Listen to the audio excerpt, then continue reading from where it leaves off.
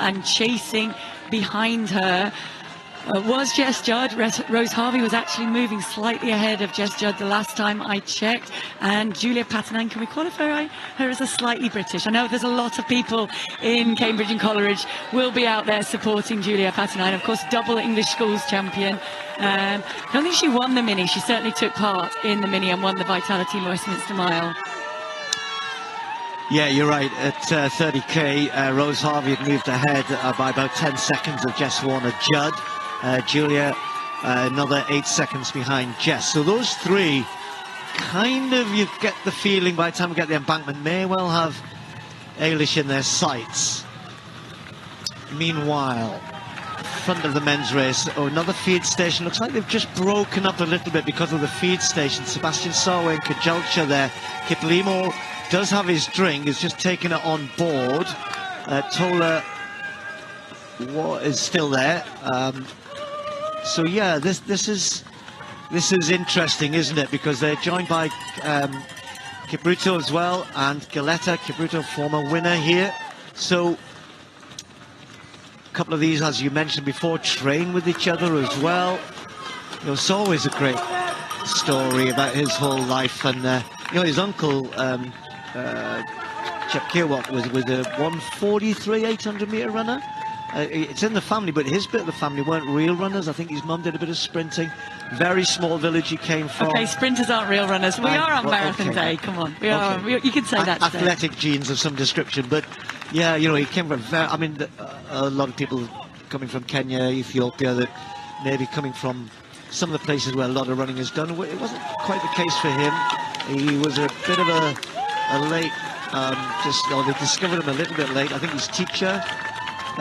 Certainly was one of those that said you really should give this a go. So, you know, it's taken him a while to find the marathon eventually, and because I think his uncle wanted him to run 8 and 15s, and he did for quite a long time in his early running career. Just wasn't good enough. Well, it's a similar trajectory, I guess, to that we saw Jess Warner-Judd take in moving up. It's not unheard of. Asafa was the one who went out in Rio. She went out in the heats of the 800 meters, and so you go from Rio to just 2 Olympics later, and she's up there as a silver medalist. And I don't remember that bit. Is that a new bit? I don't remember going through a bike path. Roads change, you know. I know, it is a while since I've been out. Even last year, I don't remember them going through there.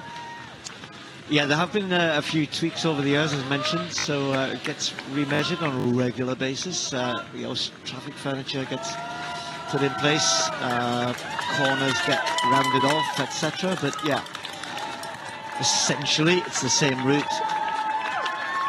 It is worth talking about the kind of different ways in which these guys have arrived at the marathon as well. You talked about Jess, I mean Eilish as well. You know, Eilish could run she started out as a steeple-chaser really in her early running career.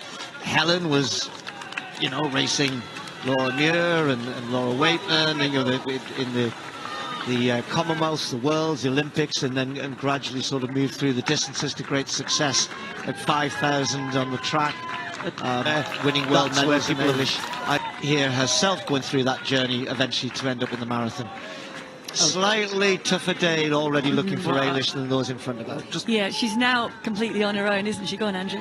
Just saw her going around a couple of bends while we were focused on the other race, and the little screen I was watching her, and she looked quite uncomfortable.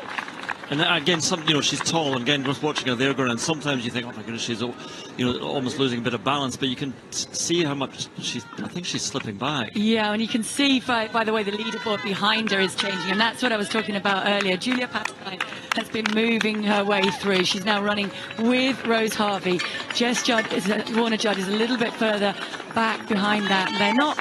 They're about 1 minute and 15, I think, behind Eilish McColgan at the moment, but the key thing is now Eilish is completely on her own. She's trying to take her gels on board, fuels. She's able to get all of that in.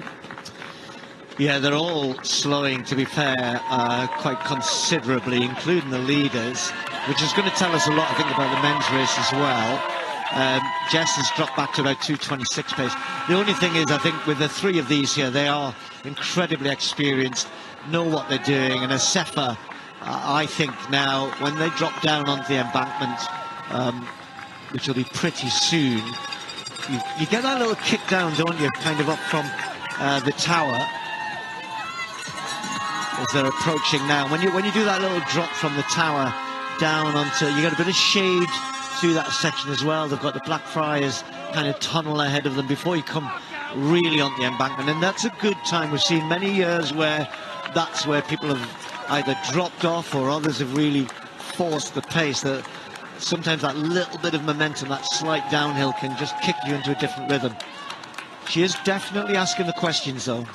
Yeah, and there's definite fatigue, certainly visible in the other two. I think it's less visible on the face of Tigris Sefer, but that is also something that is a little bit given with the Ethiopian runners. I know that I've raced many over the years, and Gaitawami, Durata Tulu being the most apt at that, and you read no fatigue on their faces until they actually cracked and dropped in the race. There was no sign of fatigue, whereas with Helen, you can see that it becomes a little bit more laboured. It doesn't mean she hasn't still got a little bit left in the tank. So this pace is now, you know, they're now drifting towards 2:15 pace, and for Helen, she ran 2:70 at the moment, so she might be able to dip under her Scottish Shuttle if she keeps going. on winning races than times. This is the first time for Helen. She ran 2:70 coming along because I want to run fast. But now, she's not only running faster than she's ever done before, but now she's in the race to win this. And that's what Helen's very good at. So, Sefer, somewhere in the next 2-3 miles for me, has to really find something within herself to break this up a little bit. Otherwise, every single kilometre that goes by, Helen's confidence just grows and grows and grows. Yeah, I mean, back to the men's race on that, because I do think there's still a lot to play out, and Helen is in unknown territory as well, as is Kjellsja at this point, because he is mixing it, coming in at the very top level on your debut. It's a big ask, it's a fun ask as well, because he kind of gets the wild card this time. He's been messing up a little bit. It's fine, it's my first one, I'm still learning about it, but he has enough pedigree to scare, I think, a few of these men around him. Well, we talked a little bit about Solway, and